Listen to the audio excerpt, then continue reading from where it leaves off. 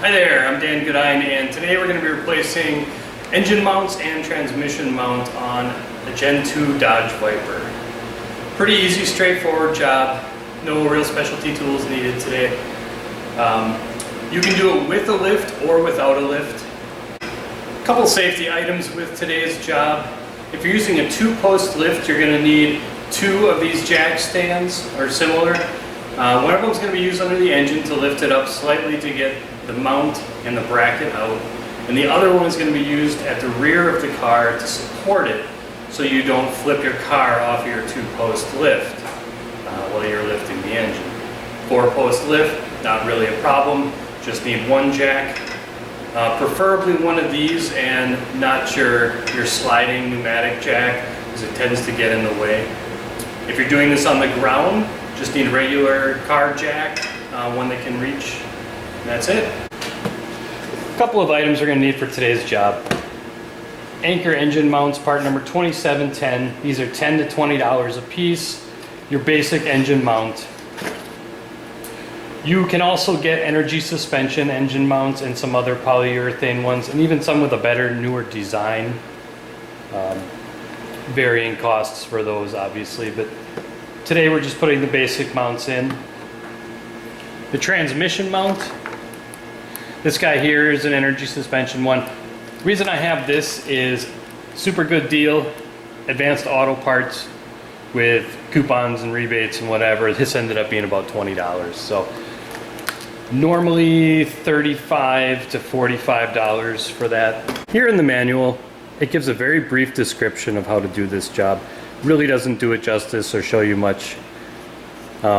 Worth noting though, it does show that they recommend lifting the engine by the exhaust manifold with a proper lifting fixture. I'm not going to be doing that today. I'm going to be lifting it by the oil pan. Most of the time you would never lift an engine by an oil pan. Most oil pans just cannot handle that. The one on a Viper is quite different, and I've done it many times without damaging it. So as long as we do it right and gentle, it'll be fine. This is the driver's side engine mount right here underneath the heat shield, and this is the engine mount bracket. First thing we need to do is remove the O2 sensor from the engine mount bracket. You can do this just by sliding it off.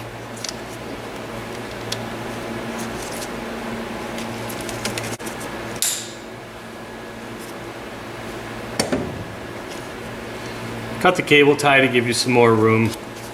Disconnect the plug and tuck it out of the way. Gives you nice access to this area. You can see here that I put the jack under the oil pan on a block of wood.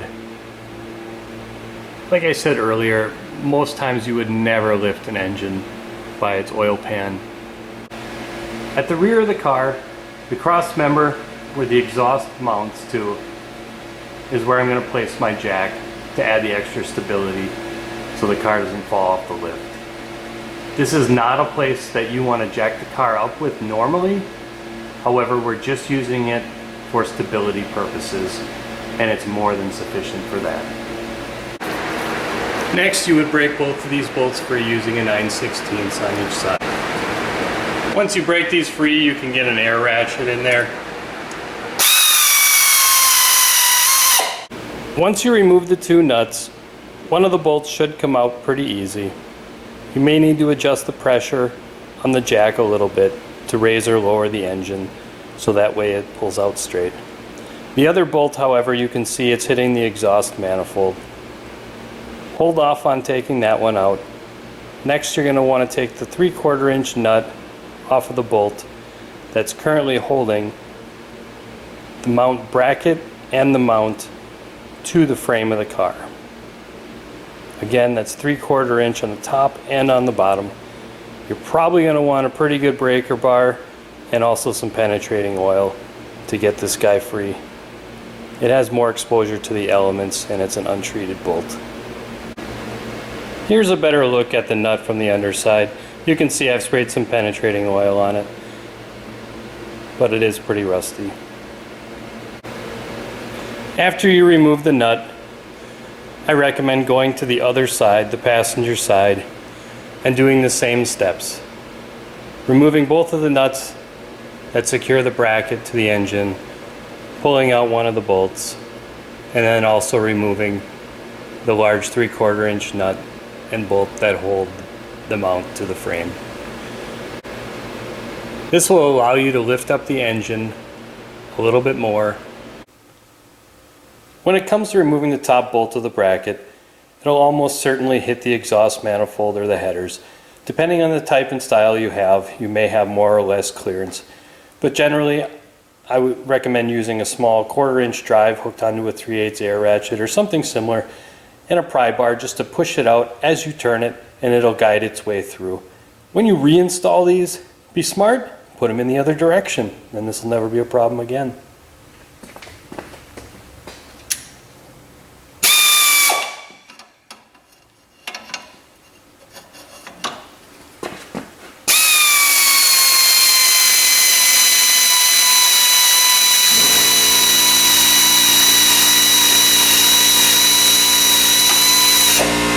After you've taken the bolt out of the bracket and it can move around a bunch, you're able to position it a little bit better so that way you can get a 3/4 inch socket on the inside nut. This is the part where you get to abuse your tools a bit. I put on a flexible ratchet with a cheater bar. Definitely not good for the tools.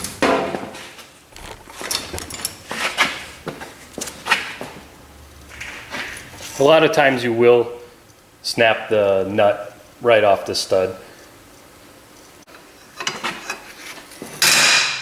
There we go.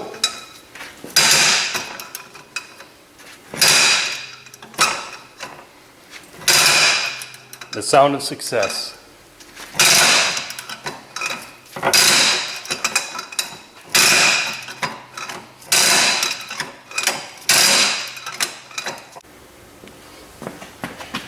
Once you remove the nut, you're able to separate the two, take the bracket out, and then the mount. There's the nut.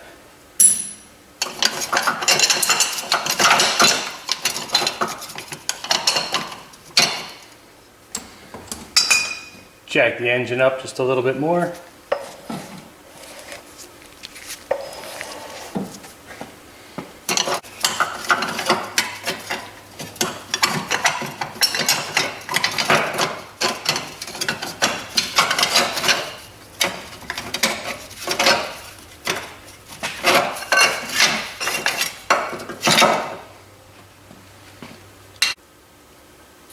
You can see here on the mount the crack.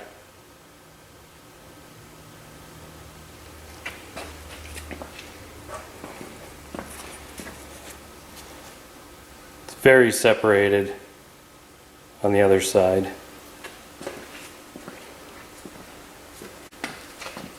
To install this, you do the same thing in the opposite order.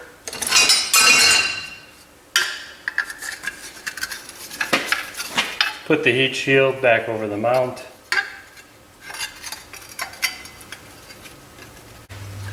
Take the mount and the heat shield, put it back in, put the bracket on the right way, with the taper going towards the back. Slide the bracket in.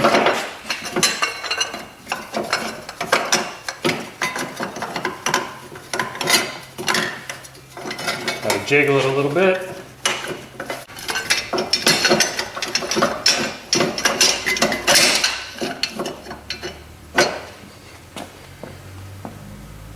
Once that's in place, put your bolts back in, your two nuts on, but leave them loose. And then do the same thing to the other side.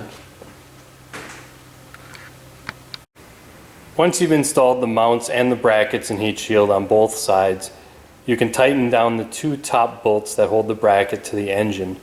The book says these should be at 30 foot-pounds. I think that's a little on the light side.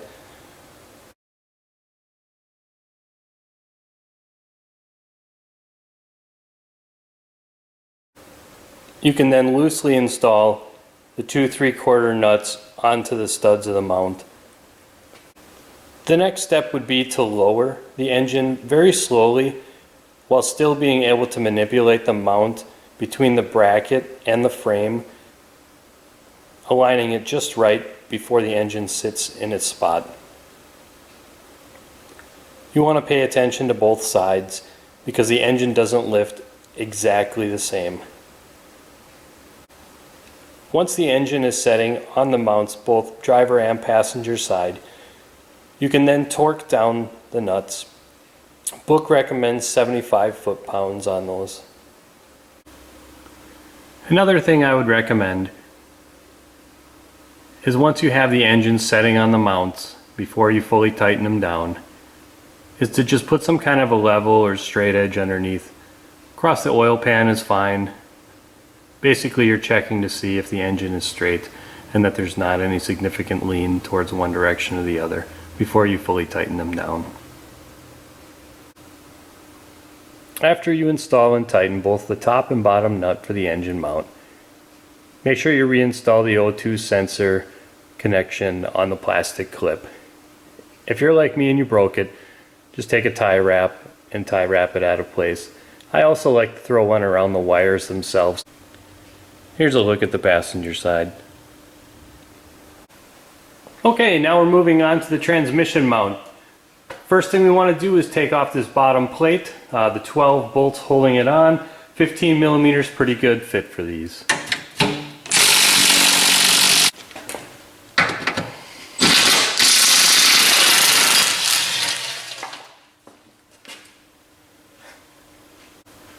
You can now see the transmission mount right above the cross member. Place your jack at the very rear of the transmission housing. Make sure you soak all the bolts and nuts in penetrating oil. And start by removing the bottommost bolt of the transmission mount and then the two cross member bolts. This is a 15 millimeter.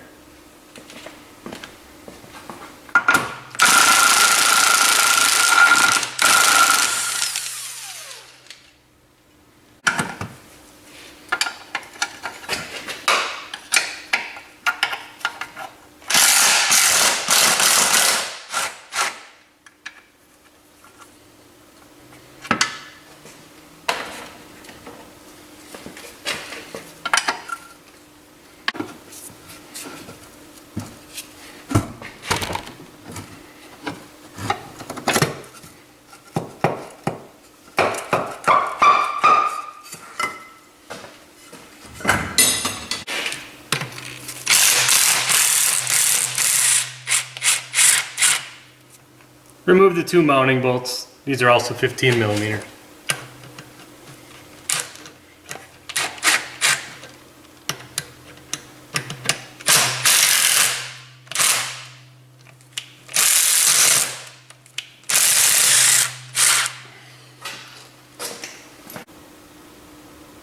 Installation of the new mount is just the same steps in reverse.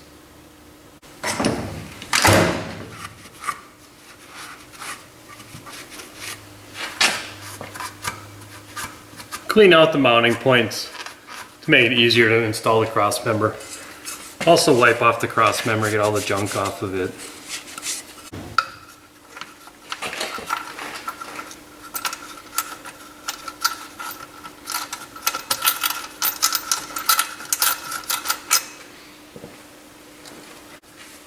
The bottom bolt is a 16 millimeter. Let's get it started, don't torque it yet.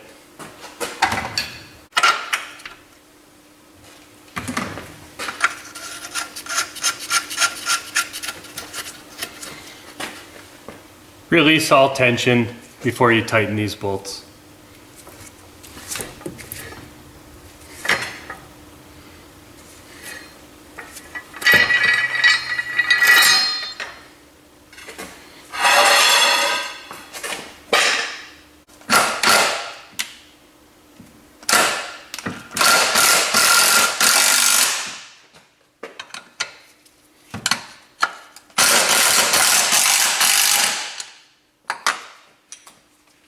There you go, with the mount all installed, it's time to put the plate back on the bottom.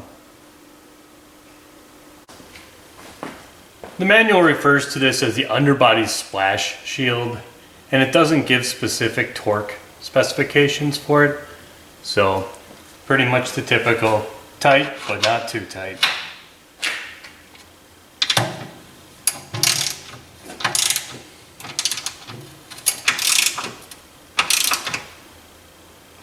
Well, there you go. Job's all done. 2 engine mounts and a transmission mount. This particular Viper had a problem when it was at a stop sign and you would take off under a high torque situation, especially taking a turn. There would be a significant rattle or rumble. Almost sounds like the exhaust was hitting something. Most likely that was due to significant movement in the old mounts. So by swapping that out, we should have taken care of that. We'll take it for a road test and find out if that was it.